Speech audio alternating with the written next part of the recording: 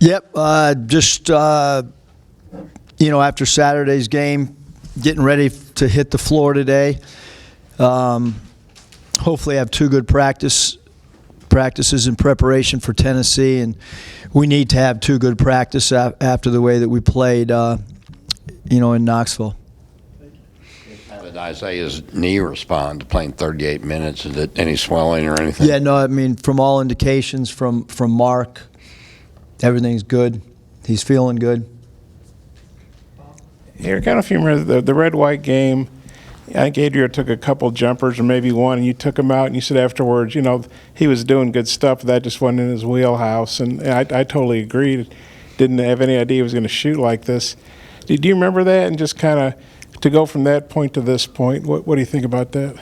Yeah, I mean, I think he's just, he's put in a lot of time, working on his craft. And, I mean, the one thing that, philosophically that we want 5 guys that are a threat to make a 3, just because it opens up the floor. You know what I mean? And I mean, he's been the one guy that especially with each game's continued to get better and better from 3. And Conzo Martin said the other day he considered Adrian a perimeter player. Do you consider him a perimeter player? I mean, I think he can. He's versatile. At his size, he can guard multiple people. His perimeter shots improved. I mean, I kind of look at him as a hybrid forward, I guess, is the best way that I would describe him.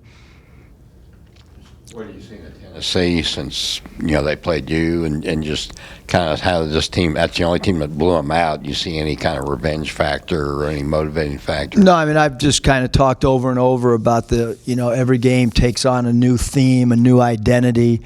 There's adjustments. It's like a playoff. I said it the other couple weeks ago when we were playing our first opponent. I think it was Mississippi State. For a second time, you hope to be able to watch the film and make adjustments, and you hope to be able to watch their last few games and see how teams are playing people.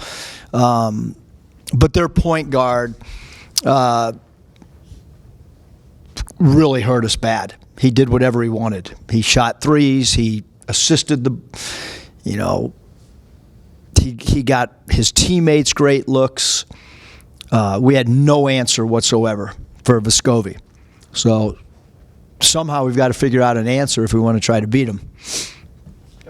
He goes with Isaiah back. Did you feel like Jimmy was maybe able to get to his spots a little bit better Saturday? I guess particularly the mid-range pull-up. Yeah, I think everybody, when you add another perimeter threat, it just opens up things for everybody on the team. And certainly if you're an interior player, when you have 2 3-point threats like those 2 guys are, and then Desi's been shooting the ball really well, like the last 10 games or whatever it's been with, as far as you look at his body of work, it opens it up for Jimmy and Adrio inside or whoever we have inside. Eric, what do you think about Jordan Bowden, their leading scorer? What do you remember about him from the first game? Just what do you think about his game overall? I mean, he annihilated us too. We had no one to guard him either. Bowden, obviously he's a high-volume 3-point shooter, but he's really good in transition. He's really good mid-range. He did a good job. He had 3 curl bends that I call them coming off down screens where he caught that thing right in the mid-range. He can make mid-range shots. He can attack the rim because of his length and his physicality for his position. And he's also, shot the ball at a higher percentage in years past even than he did this year. And he's going to he takes a fair share of 3, so that becomes at least, the threat of him taking them is a concern as well. I guess that Josiah Jordan James wasn't there the last game. Just kind of what does he add to them? I assume he's back playing. Yeah, he's starting, and he's a great player, but I'm still going back and watching the film of whoever was on the floor of their 5 guys that had their way, and so he's a really good player, but I can't even be concerned with him right now because we got to figure out how to stop the guys that were actually in uniform last time.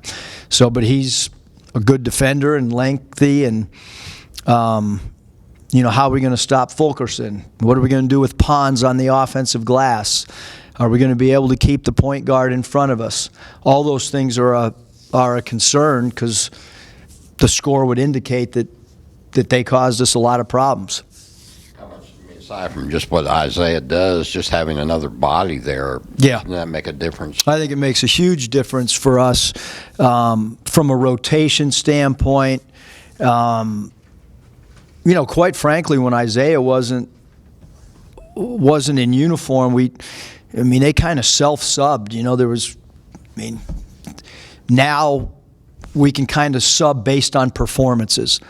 And before, if a guy wasn't playing well, he still got minutes because we had nowhere else to turn. And so by getting Isaiah back and a player that is going to play 30 to 38 minutes or whatever, it certainly allows us to substitute based on productivity and such that on that given night. So I think it changes things dramatically for us, and then you add in the fact that he's a really good player too, because even this next game, we'll probably still be talking about who to start all the way up till shoot around, because we don't have a set starting lineup right now. We're still trying to figure out who is that 5th starter for us. I think everybody knows who our 4 starters are, and then we're trying to figure out who that 5th guy is. Yeah, we saw that video. I guess it was you after the game in the locker room, lying down flat and then kind of rising, I guess, from the dead or something. What was You're that? not a wrestling fan? Yeah, I saw. You got to Google Undertaker. Yeah. What was the inspiration for that, and kind of what was your thought process behind that? Well, we kind of were, laying on our backs after 5 straight, and the point, I did it before the game, and we showed him video of the Undertaker and how he gets, comes from his back and kind of rises. Just trying to have fun and loosen the atmosphere, but also have a little bit of a message as well. I could stand up there and say, hey, we've lost 5 in a row and let's win one, or after the game say good job. So I just had some fun with them and illustrated what the Undertaker does prior to his matches. And you talked about... And our AD likes wrestling, too. You talked about people knowing who you're going to start. Desi's probably his best 2 games have been off the bench against TCU, and then the other days obviously had other good games. But so do you keep bringing Desi? It's a good question, Bob. It really is, because it's something that we're talking about. Even before this press conference, we talked about it because he came off and gave us great scoring punch, and but yet he's usually in there in crunch time, and that's why I said we're probably going to change our starting lineup. I don't know who that 5th guy is, because we've tried a bunch of different guys, and we just got to keep tinkering and see if something sticks. Adrio, he says he's still got room to grow, even though he's obviously a senior. How do you think he's played of late? He's scored. Well, one, I think that's a great attitude. Like when a player, has 4 games left, and then you got tournament and all that stuff, and a player is still talking about improving. Like, that's awesome. Like, that's what you want as a coach. That's what you want as a culture, that a guy's thinking like that. Sorry to interrupt. That's okay. Just how do you think he's played of late? I think he's done a great job. Again,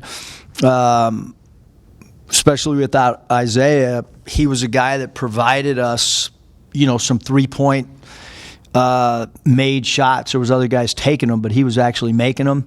And he shot a high percentage, and I think people now are recognizing that they have to guard him out there, which again opens up dribble drives, and that's why we've had some games of high volume free throws attempt, because we know Isaiah, we know Mason. Now you can throw Adria in there and Desi, so we're getting closer and closer to having 5 guys on the floor, that can be a 3-point threat.